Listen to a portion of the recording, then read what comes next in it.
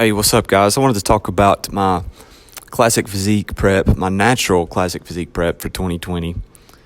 Basically, I've discontinued my old series, Building the Classic Physique the Natural Way, and I want to take a more informative approach and just kind of show you step by step how I'm doing things.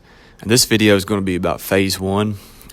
My goals for 2020 is, of course, to beat my previous physiques from 2016, 2017, and I want to do so using a more relaxed silver era kind of inspired approach, certainly using modern application from what I've learned in my trainings and the science of it all, but more inspiration for sure.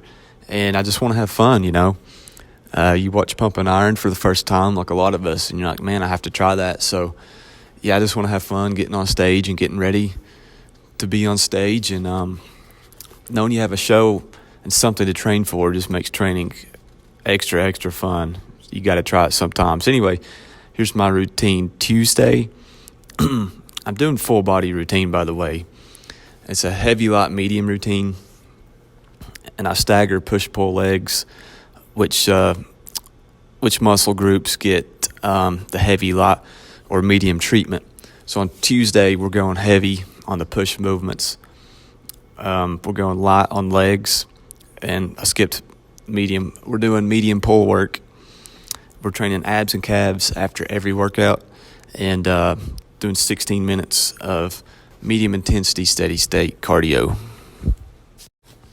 Day 2 is Thursday night. I do heavy quad work. And just to be clear, I don't squat heavy. I can't. My lower back won't take it. It always gives out before my quads.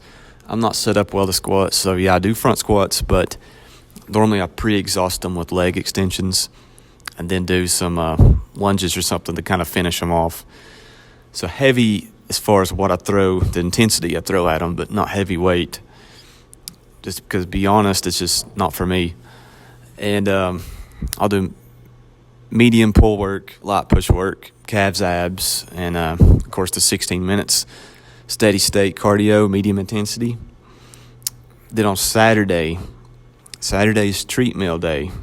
Not treat day, not cheat day. I call it treat meal because you've earned it. I do heavy deadlifts, heavy pull work, rows, body weight chin-ups at a good tempo.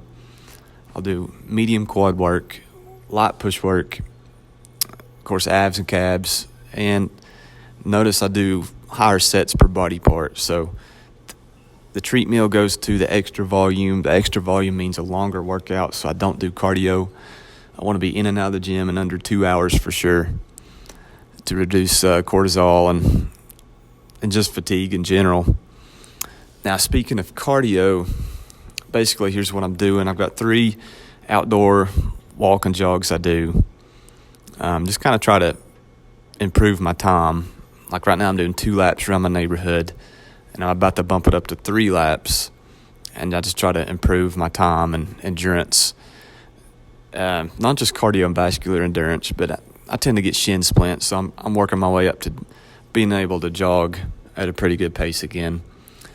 And I do 2 post-workout medium intensity steady state sessions like I mentioned before. Now this is key, I think. Cardio, along with all the weight training and being in a deficit, it can make a person lazy. So the way I kind of counter that is you want to track your total daily energy expenditure, your TDEE. So I track my steps. I try to maintain, and this is realistic for my job and home life and everything, 7,000 to 8,000 steps a day. And that's not counting cardio.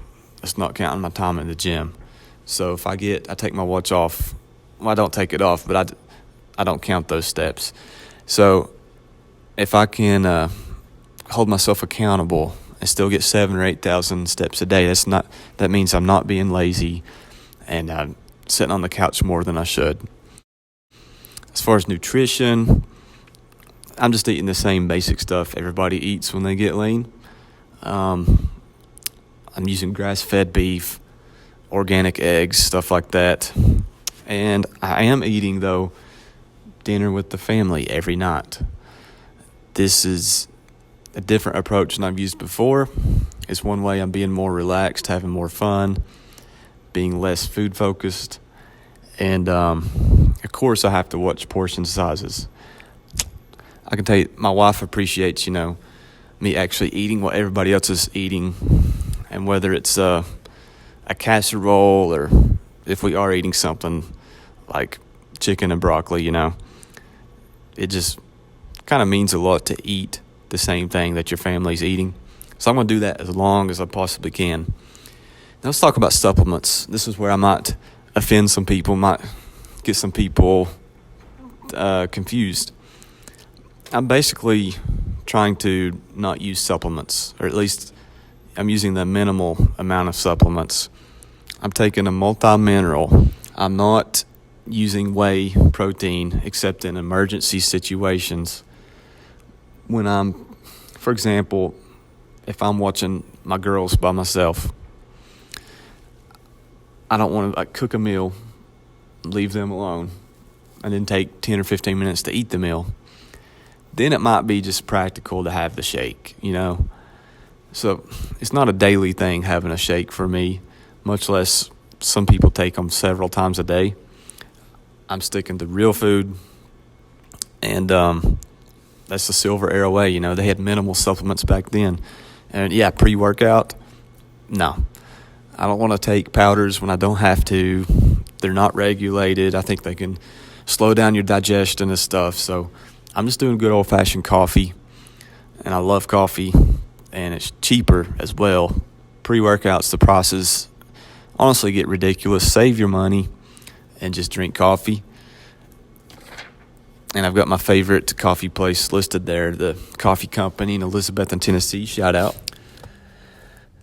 And finally, guys, here's the show I'm doing, the Nashville Natural Showdown from the ANBF, American Natural Bodybuilding Federation.